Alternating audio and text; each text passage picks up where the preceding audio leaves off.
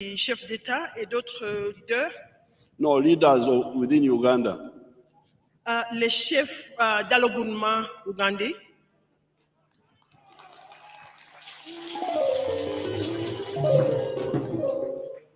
These people you see seated here, tous les gens que vous voyez qui sont assis là-bas, are leaders in the districts of Uganda. Sont les chefs dans les différentes régions de l'Ouganda. There are about 5,000 of them. Ils sont 5,000 en nombre. And they are all tested for corona.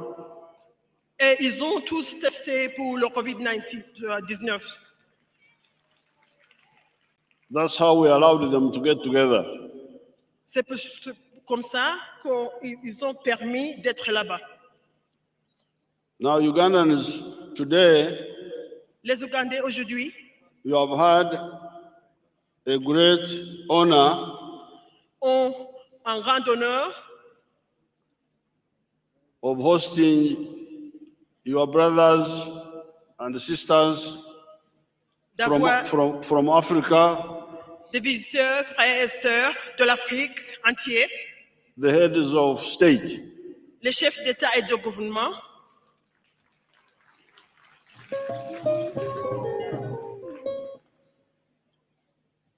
who came to be on this occasion.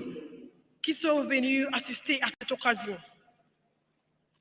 And I'm very grateful for them to come. Je les remercie d'avoir venu ici. I will introduce them. Je vais faire la présentation. Not according to their seniority. Je ne vais pas suivre la présidence. But according to the way they are listed here, I think it was arrivals. Mais je vais suivre la liste comme ils sont arrivés dans le pays. We have got His Excellency Felix Antoine Tshisekedi, President of the Democratic Republic of Congo. J'ai l'honneur de vous présenter, Excellence, Monsieur Félix Antoine Tshisekedi, Président de la République démocratique du Congo. Abakongo mbamanyi mujaya kasente.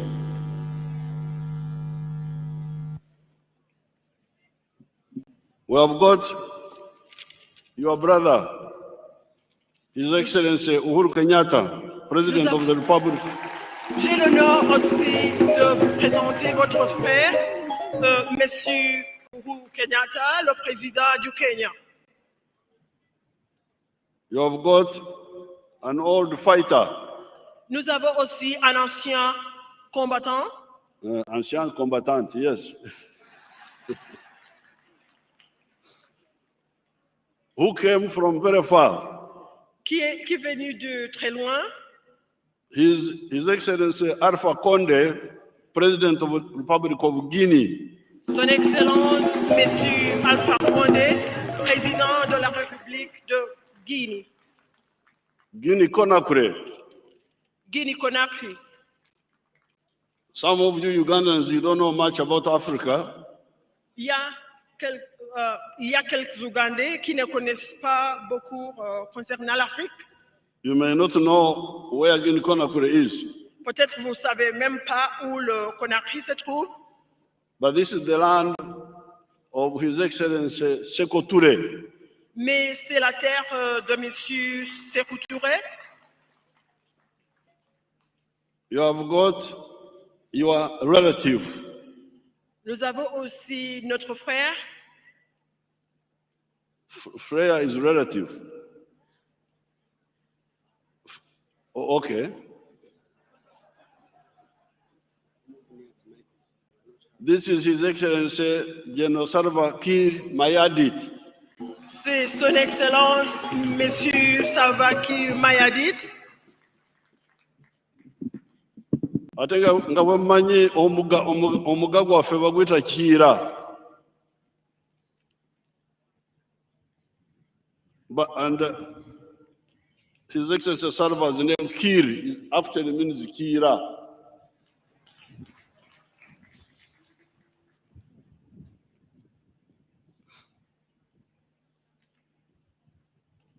You have got a brother Je voudrais aussi vous présenter à notre frère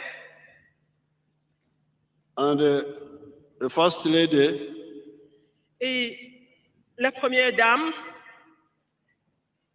from a distant place, d'un endroit très loin. and His Excellency Hague Geingob, President of the Republic of Namibia. C'est son Excellence Hague Geingob, président de la République de la Namibie. Some of you may not know where Namibia is, Peut-être vous ne savez pas où se trouve la Namibie, but this is the land of Sam Nujoma. mais c'est la terre de Sam Nujoma. You have got a brother who has never been here, Et j'ai l'honneur de vous présenter à notre frère qui n'a jamais visité l'Ouganda. and he's from historically a very important country, Il vient d'un pays très social. and His Excellency Addo Dankwa Akufo-Addo, President of the Republic of Ghana. Son Excellence Akufo-Addo, président de la République de Ghana. As you know, Ghana Comme vous savez, le Ghana, is the land of Nkrumah. c'est la terre de Nkrumah. You have got your own brother, Nous avons aussi votre frère, His Excellency Muhammad Abdullahi Farmajo, President of the Republic of Somalia. Son Excellence Mohamed Abdullahi, président de la République de la Somalie, And the First Lady. et la première dame.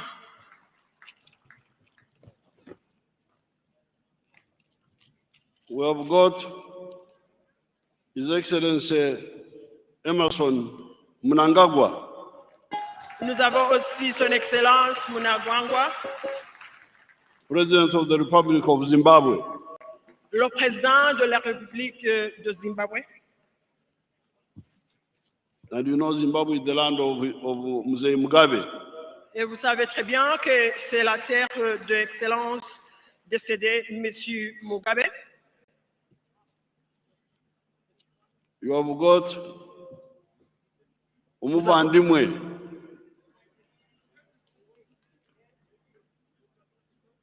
a brother, His Excellency Evariste Ndayishimiye, Nous avons aussi son Excellence Ndayishimiye, President of the Republic of Burundi and First Lady. président de la République de Burundi et la première dame. And we have got your own very sister, your own. Nous avons notre vraie sœur. This is Her Excellency Samia Suluhu Hassan, Son Excellence, Madame Samia Suluhu, présidente de la République unie de la Tanzanie. President of the United Republic of Tanzania.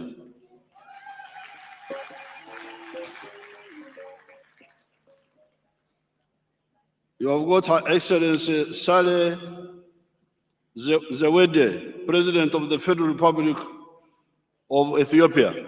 Nous avons aussi Excellence, le président de la République fédérale de l'Éthiopie.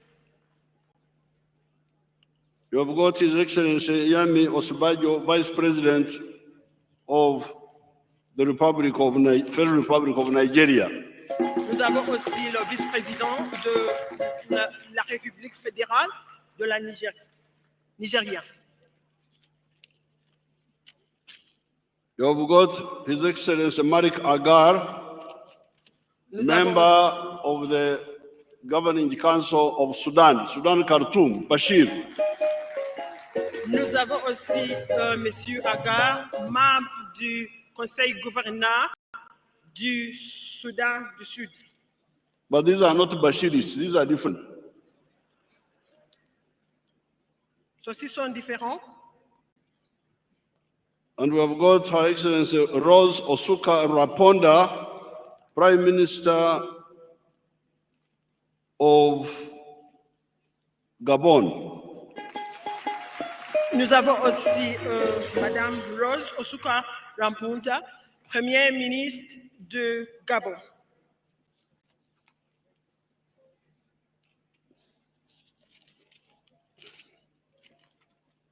You have got a powerful freedom fighter lady, Nous avons aussi un ancien combattant, une dame, Dr. Naledi, Minister of International Relations and Cooperation of South Africa. Dr. Naledi, ministère des Affaires extérieures et coopération internationale de l'Afrique du Sud. Representing His Excellency Ramaphosa. Représentant Monsieur le Président de l'Afrique du Sud, Monsieur Ramaphosa. You've got Honorable Simeon Oyono from Equatorial Guinea. Nous avons aussi l'honorable Simeon Oyono de la Guinée équatoriale. We've got Honorable Tete Antonio, Minister of External Relations of Angola. Nous avons aussi l'honorable Tete Antonio, ministère des Affaires étrangères de l'Angola. These are representing their presidents. Ceci représente leur chef d'État. We've got a Minister for Veterans. Nous avons aussi le ministre des anciens combattants. Honorable George Siria, Minister of Veterans in Mozambique. Monsieur Georges Sidia, ministère en charge de anciens combattants. Where we trained your freedom fighters. C'est là où nous avons formé les combattants qui ont libéré l'Ouganda. We've got Honorable Mohamed Salem, Minister of Sahara Republic. Nous avons aussi le ministre de Sahraoui République. We've got Honorable Sabri from Algeria, representing the President. Nous avons aussi l'honorable Sahraoui de l'Algérie, représentant Excellence, Monsieur le Président de l'Algérie. We've got Honorable Mikhail Bogdanov, Nous avons aussi Deputy Minister of Foreign Affairs of Russia. Excellence Mikhail Bogdanov, ministère des Affaires étrangères de la Russie.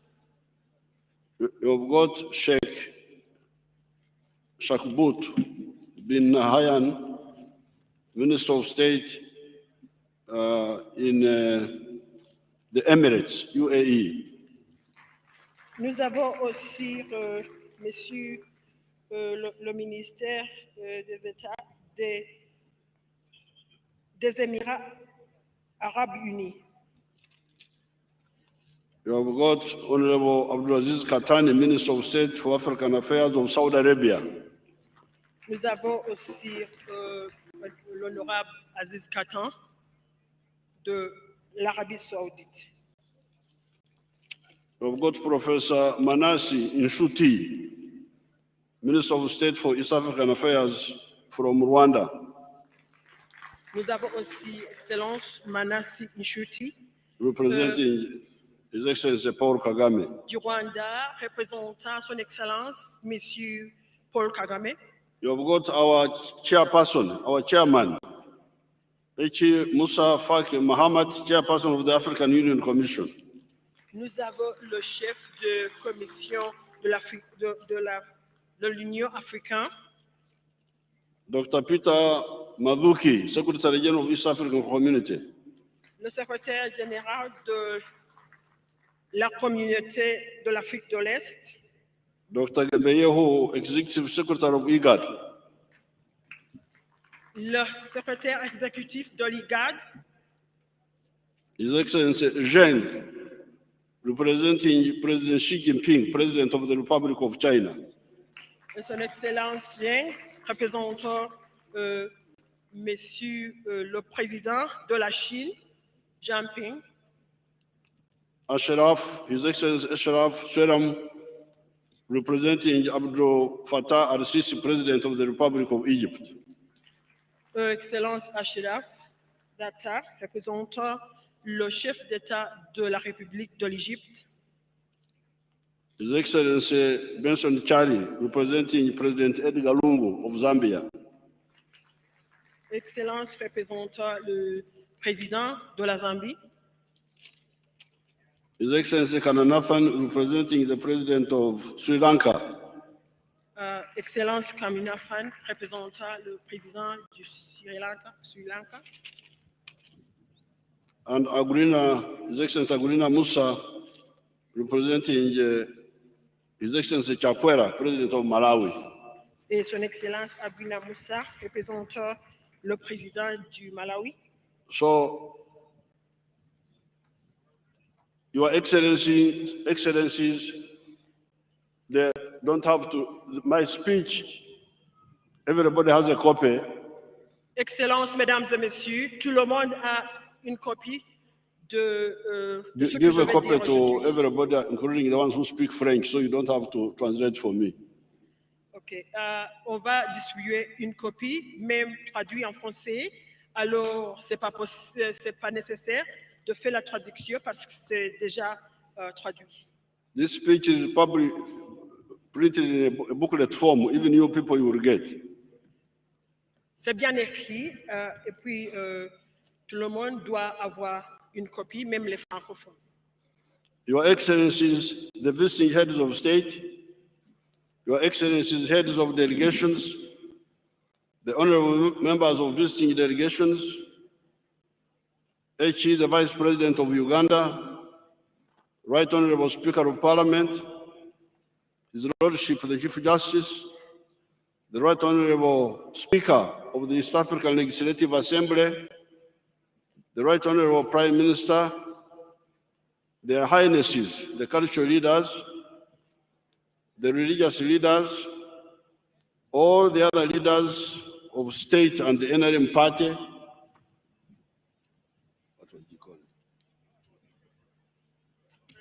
Your Excellencies, the High Commissioners and Ambassadors, the NRM fraternity, leaders and members of other parties, distinguished guests, all the wananchi mwenna, abazee n'abataze, mwebale okuwuliriza okwabula kwaffe nti muleme okwekunganya, nti mugoberere ebigenda mu maaso ku radio, twewala akawuka kano, akawuka tuli kumpi okukavunuuka, temuleka obwato ne bufa magoba. Ladies and gentlemen, Your Excellencies, the people of Uganda and myself welcome you to Uganda.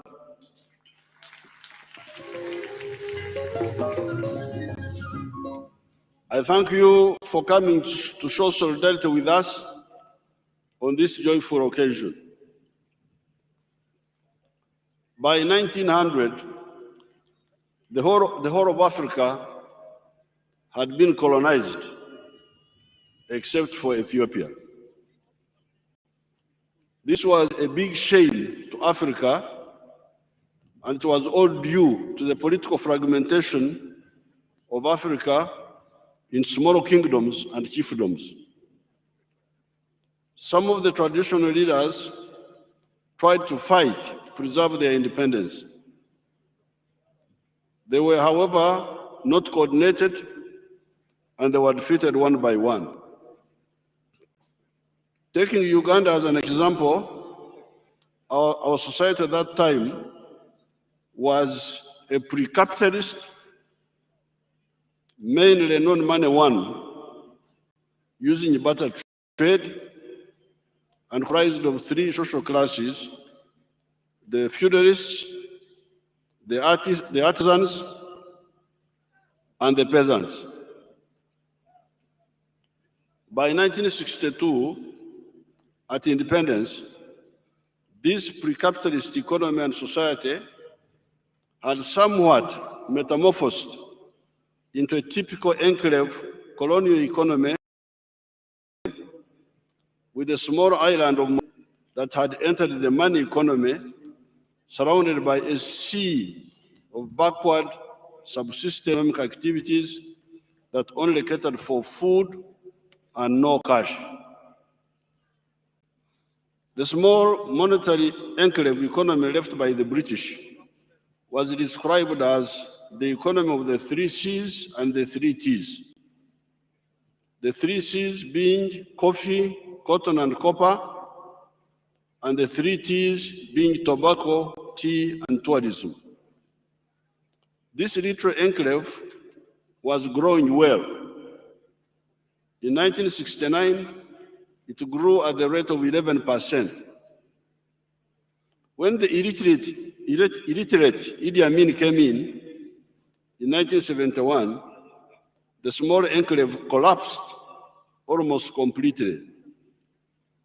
By 1986, 16 years after the onset of the Idi Amin regime, 2 of the 3 C's, cotton and copper, had disappeared, and 2 of the 3 T's, tourism and tea, had either disappeared or radically shrunk.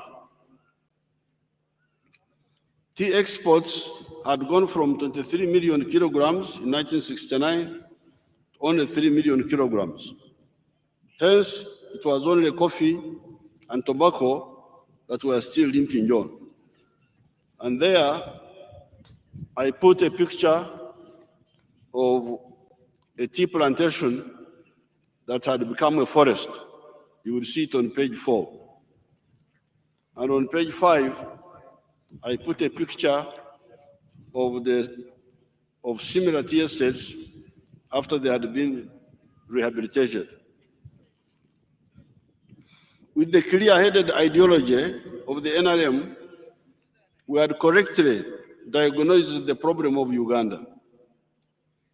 Philosophically and strategically, the main mistake was to emphasize identity, religion, tribe, and gender chauvinism, instead of emphasizing interests such as markets where you sell your products, security, infrastructure, etc.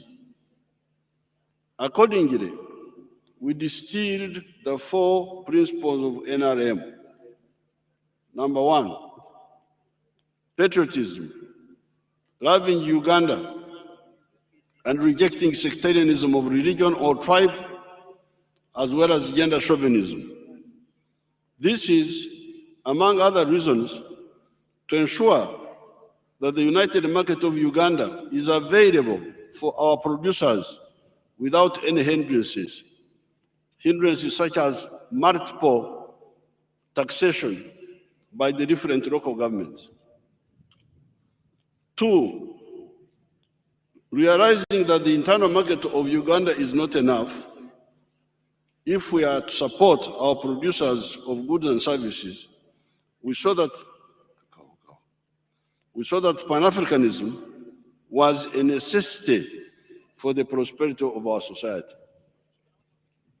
3, Ugandans could not, however, benefit fully from the Ugandan market, the African market, or indeed the global market, unless they underwent socio-economic transformation, change from the pre-capitalist traditional culture of only working for the stomach or engaging in an economic, colonially demanded cash crops to producing remunerative products and services that are market-driven. While joining the money economy is one of the stimuli for socio-economic transformation, we cannot also forget the other one, the development of the human resource through education and improved health. The 4th principle of the of NRM's diagnosis and prescription for Ugandan society is democracy. The Ugandans had not known democracy during the time of the pre-colonial kings and chiefs. They had not known democracy during the time of colonialism and during much of the post-colonial time, except for the 4 years between 1962 and 1966. That is how and why we designed a most elaborate democratic structure involving 96,860 elective positions in the whole country. In Parliament, we have got 353 directly elective constituencies, open to all Ugandans that have advanced level education and are above the age of 18 years old. On account of the reasons of our culture, out of this number, only a small number of women always make it through this law of the survival of the fittest. In the outgoing parliament, such women, the women who can knock down men, were only 19. And in the coming parliament, such women, the ones who can knock down men, are only 14. At independence in 1962, out of a parliament of 92 members of parliament, only 2 were women. Florence Arsulvega and Shugura Vizera, an Indian lady. It is on account of this structural marginalization of some sectors of our society that we added special seats for women, one per district,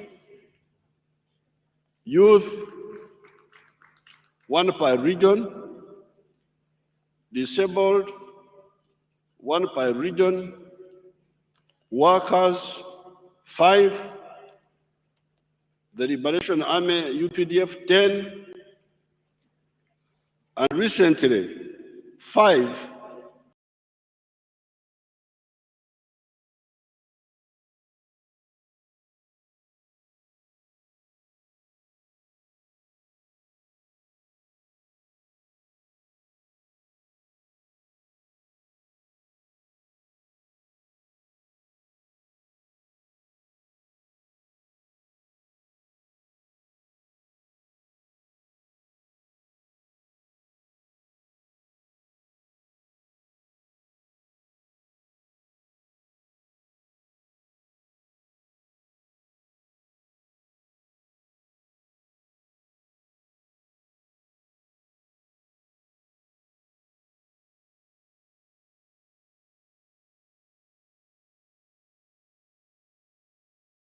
lecture about democracy? What are your own credentials?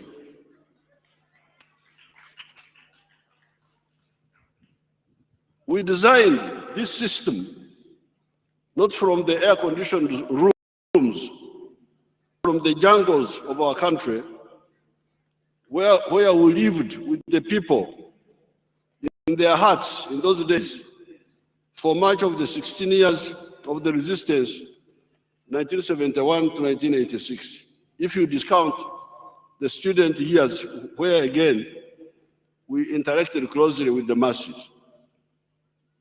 What is needed is to expunge the corruption of the use of money that has been creeping in, brought in by the opportunist careerists looking for jobs and not for service. It is quite laughable to try to give lectures about democracy to architects of such a system.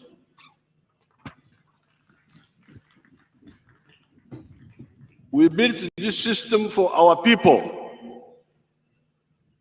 We neither seek nor need any approbation from anybody outside Uganda,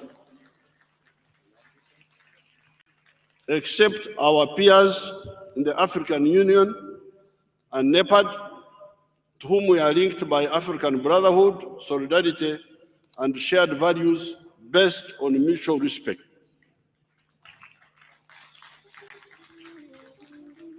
We can also share our experience with those beyond the African shores on the basis of mutual respect. If you want to know what we are doing in a respectful way, we can share with you, but no lectures.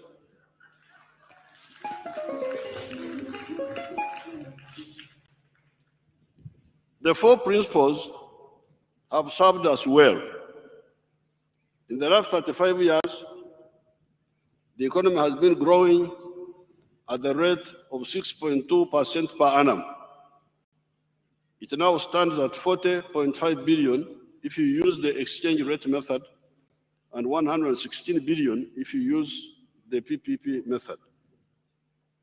With the activation of the oil sector, which has been dormant ever since 2006, when we discovered the petroleum, and if you add the expected average growth rate of 6% per annum post-COVID-19, the combination will expand the economy to an estimated $67 billion by 2026 using the exchange rate method and 193 billion using the PPP method, meaning that the economy will be growing at the rate of between 9–10% in the initial years of oil production.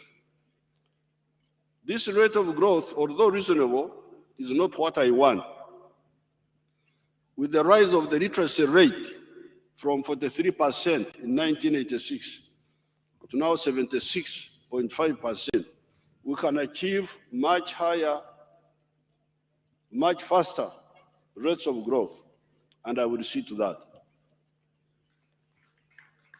These rates of growth, 6%, that is calculated. Abantu bamwe aba finance abo beba barebyo naye nze speed yange egenda kusinga eno. Ekyo kyaffe kya wano munda temukikyusa mukireke. We have achieved rapid rates of growth in some sectors. These isolated positive rapid rates of growth can be generalized throughout the whole economy. There is a French phrase that I have never forgotten since my aborted attempt to learn French 59 years ago in 1962 at Ntare. Apart from fermer la porte, ouvrez la porte, je ne comprends pas, etc. I will never forget the phrase, dormir beaucoup. Certainly in Uganda, I do not know about the other parts of Africa. There's been a lot of dormir beaucoup, kulambara, nino matek, okwebaka, kugweshejera, kulala sana, too much sleep. In Uganda, yesterday I was talking to one delegate, I will not mention the person, the delegate who is sitting here, but I will not mention the person for diplomatic reasons. That person was saying that, but you people, how do you manage to be poor here? With so much rain, so much good soil, and you are poor? Somebody is sitting there in the audience, but I will not tell you who that person is. He asked that question, which I've been asking you myself. That is how you would get poverty with people who have got good land, with fresh water, but only working for the stomach, or called the chida chonka, teach me each keken, and no effort at all for the pocket. Sleeping, however, is also good in its own paradoxical way.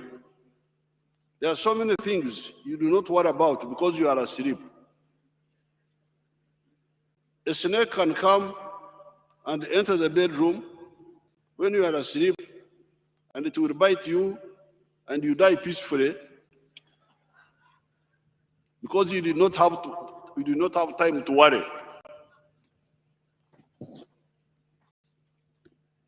When you are awake, however, you worry about so many realities that you continue to face.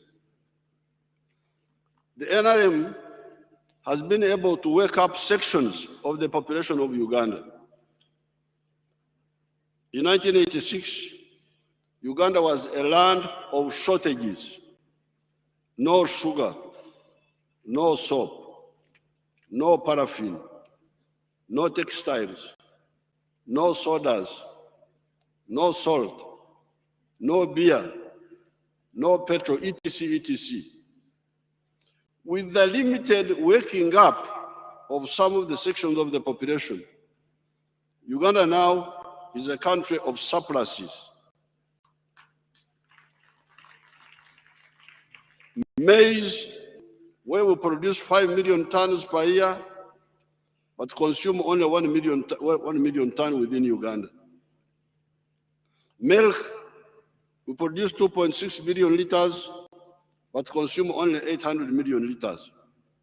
Bananas, beef, sugar, where we produce 600,000 tons, but consume only 380,000 tons. Hiya nataka kushukuru Mheshimiwa Uhuru Kenyatta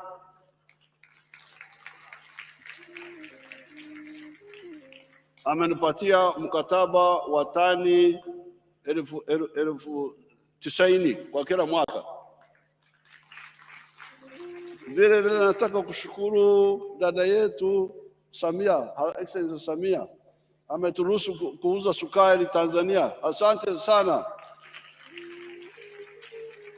Nataka kushukuru His Excellency Ndayishimiye, Burundi, wananunua sukari yetu.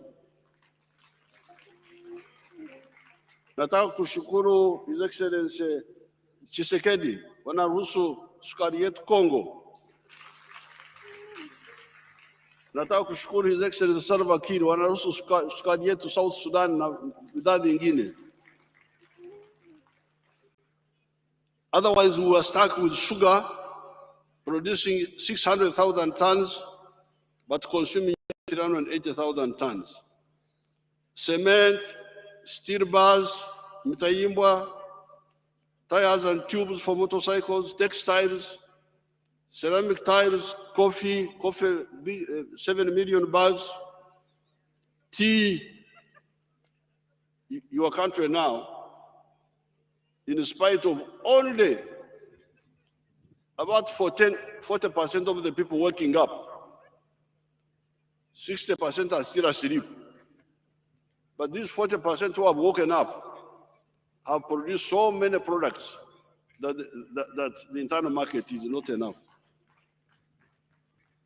Therefore, the small colonial enclave economy of 1971 that had been wiped out by the Amin regime has been restored, greatly expanded, and totally new products have been added. This has now vindicated the stand of the NRM ever since 1965, encapsulated in the 4 principles, one of which is Pan-Africanism.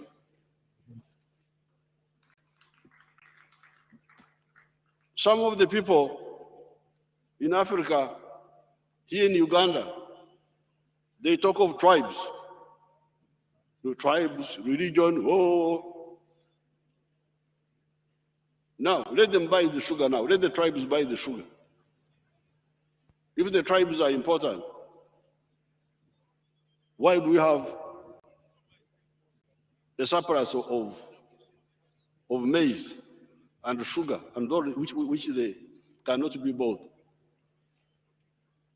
The NRM has been telling you from 1965 that Pan-Africanism is the way for Africa to go. Now that you have woken up a bit, you are now seeing it for yourselves now. The question is, when all the Ugandans wake up and start using their assets fully, land, labor, capital, to create more wealth in the four sectors of commercial agriculture, industry, services, and ICT, who will buy or utilize all those products? Will the internal market of Uganda be enough? The answer is a clear no. The internal market cannot be enough. If serious production takes off in Uganda and also in the other African countries. Do we need examples? Look at China and India. Each of them has got an internal market of 1.4 billion people. Yet they have been greatly assisted by exporting to other countries, including the African ones. How could then the population of Uganda of 46 million people be considered enough to sustainably stimulate and absorb the enhanced products of the Ugandans that have woken from the sleep of ignorance about modern opportunities? This is the moment the Ugandans and the other Africans need to answer the question. Is this generation of African leaders determined to build a Latin America in Africa or a United States of Africa in Africa?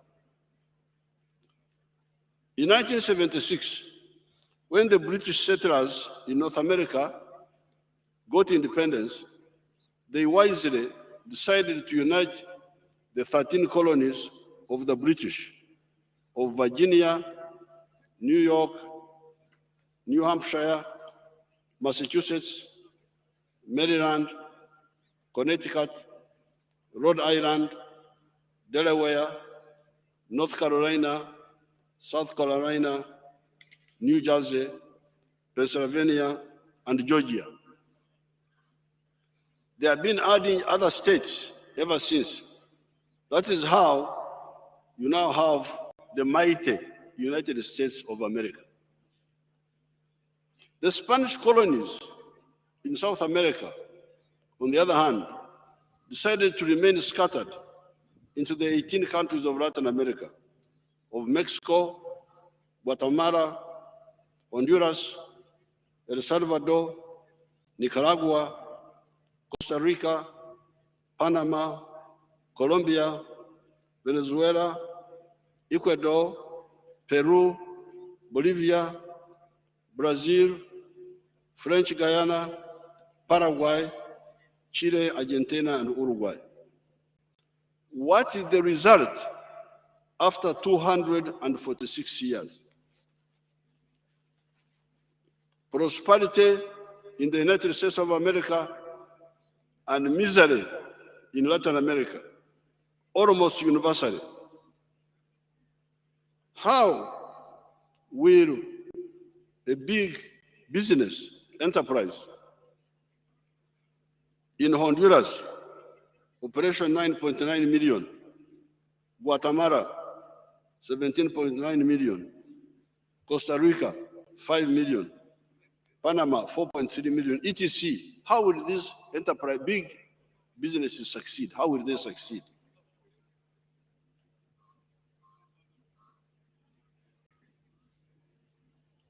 Even in bigger countries like Brazil, population 212 million, may not easily succeed for the reason that even bigger countries like China and India still need additional markets.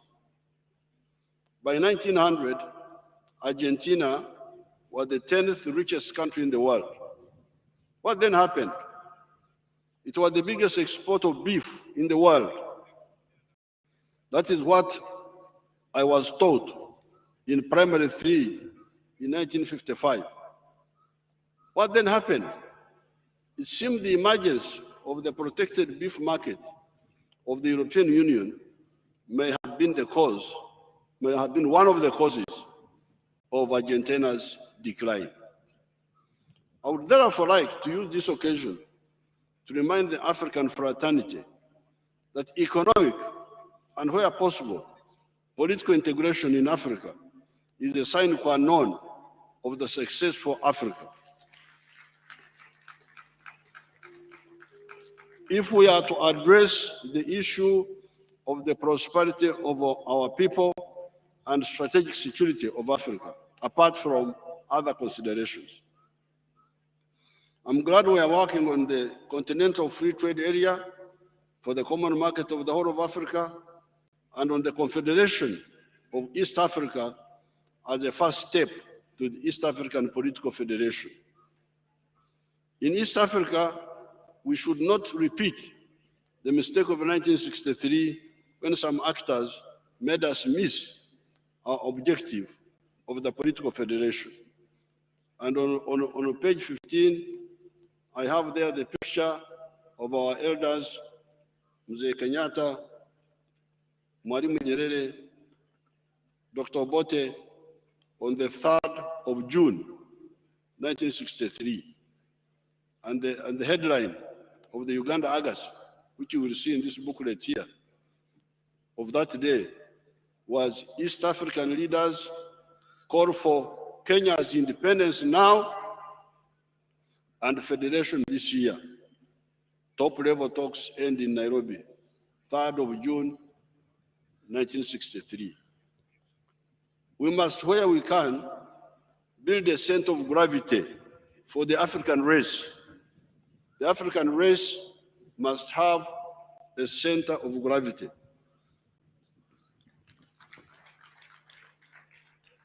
There are smaller countries in the world. However, many of them have centers of gravity. You have got smaller countries in Eastern Europe, Western Europe, Denmark, small countries. But they have got centers of gravity. USA is the center of gravity for the West Europeans. It is their center of gravity. When they're in trouble, it is the one which rescues them. When Hitler wanted to take them over, and after had taken them over, who rescued them? The USA and somebody else, whom they don't talk about now.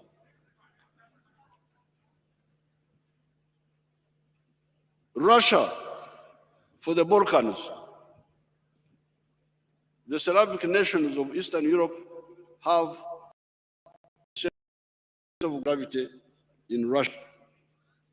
For the Far East, India, for South Asia. Where is the economic and strategic center of gravity of the African race? Where is it?